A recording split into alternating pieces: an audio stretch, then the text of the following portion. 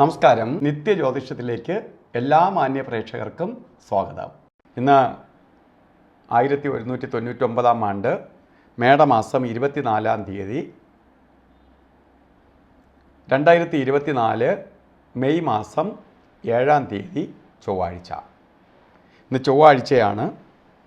നക്ഷത്രം അശ്വതി നക്ഷത്രമാണ്. അശ്വതി നക്ഷത്രം ശുഭനക്ഷത്രമാണ്.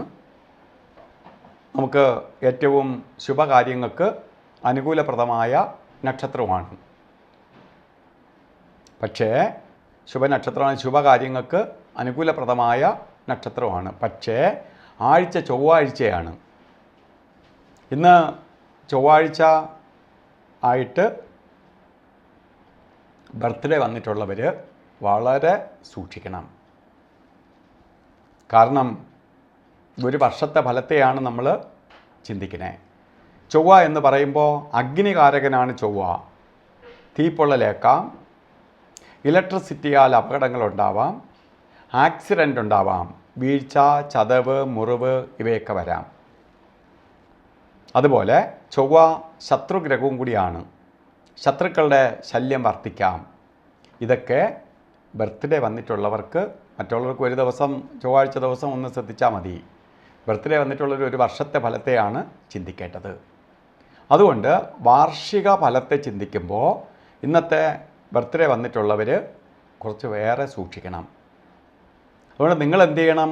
ഈ ചൊവ്വാ ദോഷത്തെ കുറയ്ക്കാനായിട്ട് സുബ്രഹ്മണ്യ സ്വാമി ക്ഷേത്രത്തിൽ, മുരുക ക്ഷേത്രത്തിൽ ചൊവ്വാഴ്ച ഭസ്മാഭിഷേകം, പഞ്ചാമൃതാഭിഷേകം, അർച്ചന ഇവ നടത്തണം. ഇതിൽ ഇന്നത്തെ ദിവസം ചെയ്യുന്നത് മാത്രമല്ല, പറ്റുന്ന ചൊവ്വാഴ്ചകളിൽ മാസത്തിൽ ഒരു ചൊവ്വാഴ്ചയെങ്കിലും ഭസ്മാഭിഷേകമോ പഞ്ചാമൃതാഭിഷേകമോ അർച്ചനയും നടത്തണം.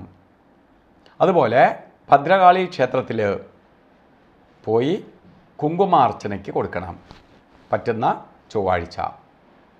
ഇത് ചെയ്തു പോകുമ്പം ഇതിൻ്റെ കാഠിന്യം കുറഞ്ഞു പോകും.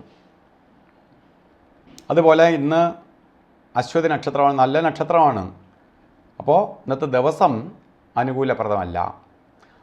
ഇന്നത്തെ ദിവസം നമുക്ക് ചില കാര്യങ്ങൾ ചെയ്തേ തീരുള്ളൂ എന്ന അവസ്ഥ വരികയാണെങ്കിൽ ഇന്ന് അഭിജിത്ത് മുഹൂർത്തത്തെ ആശ്രയിക്കുകയേ വഴിയുള്ളൂ.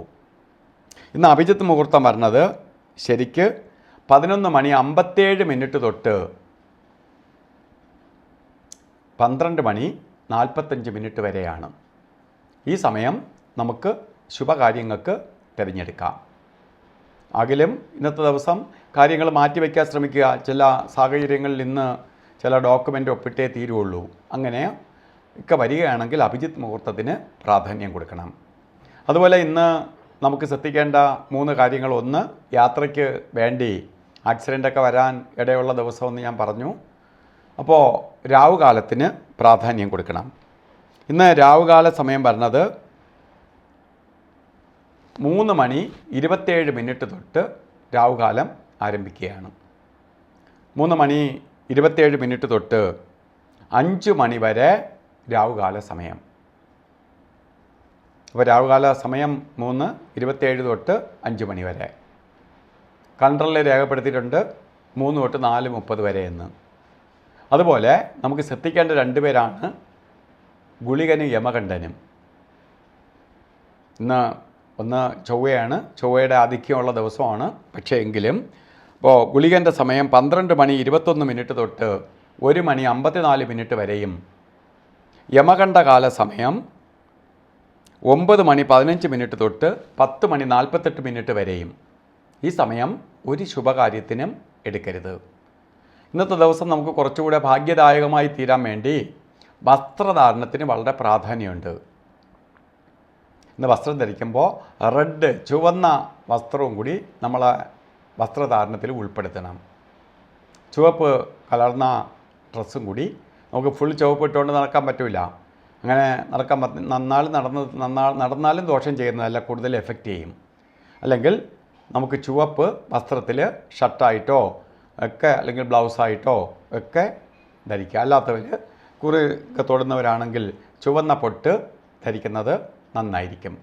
കാരണം നമ്മളിലേക്ക് ചൊവ്വയുടെ പോസിറ്റീവ് എനർജി വരികയും നെഗറ്റീവ് നമ്മളിൽ നിന്ന് അകറ്റാനും സഹായിക്കും.